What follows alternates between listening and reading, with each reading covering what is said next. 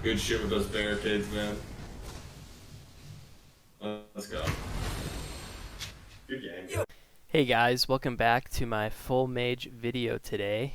My name is TyHoff09 and I'm going to be walking you through why full mage is so effective at this point of the game and how you can best take advantage of this composition.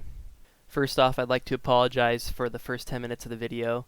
I had to transform what I had recorded to fit the screen properly, so the video quality isn't great, but hopefully you guys will be able to see what worked well for me in this game. So let's get started.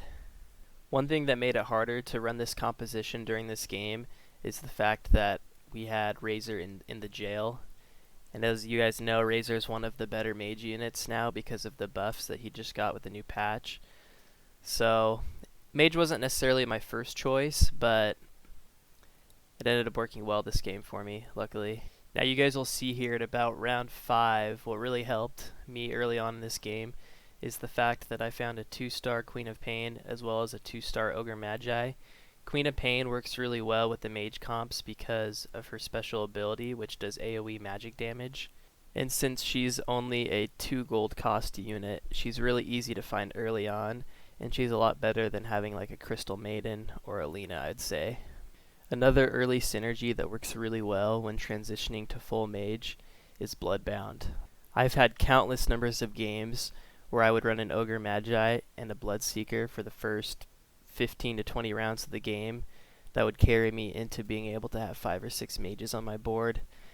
And not a lot of people take advantage of this tactic, so if there's one thing that you can take away from this video, look into running Bloodbound early on, especially if you're finding those easy Bloodseekers and no one else is taking advantage of the Bloodbound tactic.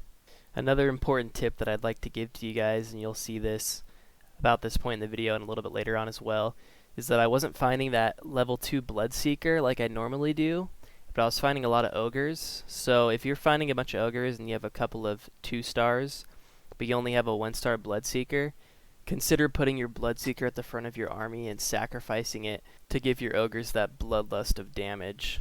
Now you'll see here that I also found a big time contract, which isn't necessarily the best item for mages, but if you're running a Queen of Pain like I am, or a Dragonite, which I'm also going to be picking up later on in this video, big time contract works well on both of those heroes because they actually do good amounts of damage.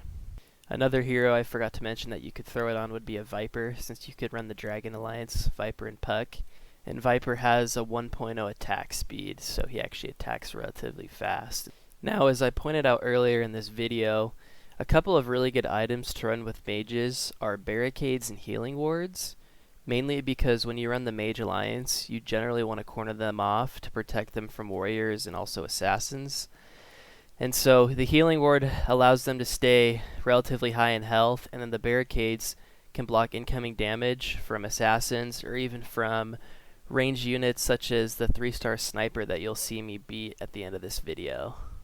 Now, as you can see right here in the video, the real MVPs of my early game were definitely that 2-star Ogre and that 2-star Queen of Pain, which luckily I was able to 3-star both of them later on, so it made them even stronger, but they're definitely the key integral parts of my early game composition here and carrying me through the first 15 or so rounds of the match. Now, another good item to pick up early on with full mage compositions is Helm of Undying. I love using this item at the beginning of my game with either Queen of Pain or Bloodseeker to keep them alive a little bit longer, just for that extra magic damage or physical damage. But later in the game, I like putting it on Keeper of the Light, so that way he can get his ability off Illuminate.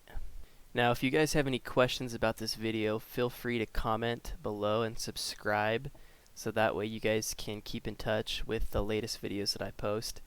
Thank you so much for watching. I hope you guys have a great day.